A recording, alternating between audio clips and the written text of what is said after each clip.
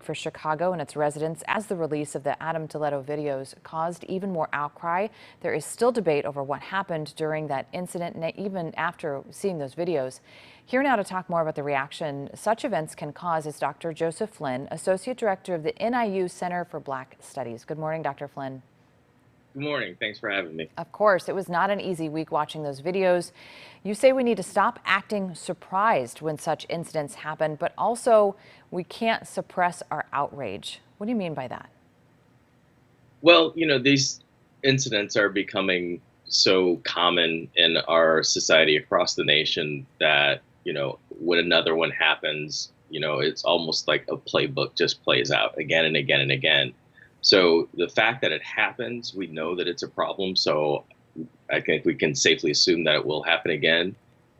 But when it happens, we do have to stand up as a community and express our outrage and frustration with the lack of institutional change.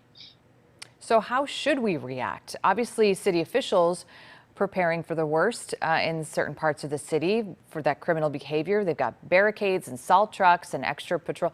But how do we react? What's your suggestion?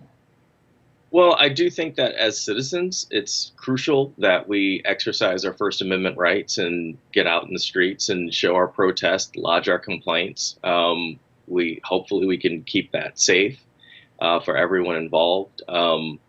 But I think we have to always continue to put pressure on our institutions to get them to be responsive to the needs of the community. And we cannot sacrifice our right to do that. This is about safety of the community. It's about safety of individuals. And it's about trying to create, a community that treats all life precious at all moments throughout any kind of interaction with the state. Like you said, it's kind of like a playbook when something like this happens, and then we take to the streets and we march and we make our demands. But what's it going to take to have that breakthrough, for something to change, what the demonstrators are calling for? It's going to take some political will. It's going to take society, our entire community, getting more and deeper in touch with this history of violence that we have across these communities that oftentimes arise from some of the smallest infraction.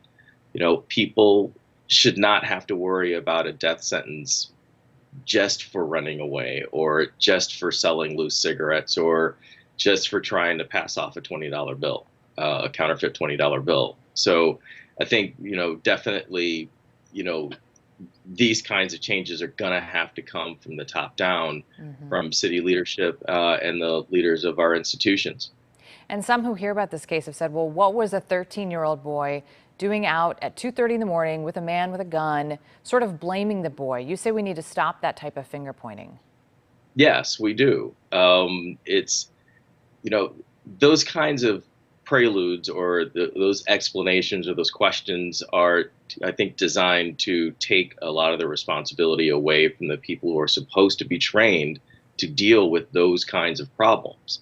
And so I think it's disingenuous to then turn around when something like that happens and point all the blame at the so-called offender or suspect. We have to recognize that small infractions, they shouldn't cause a death sentence. Yeah, important conversation. Thanks so much for being with us, Dr. Flynn. We appreciate it.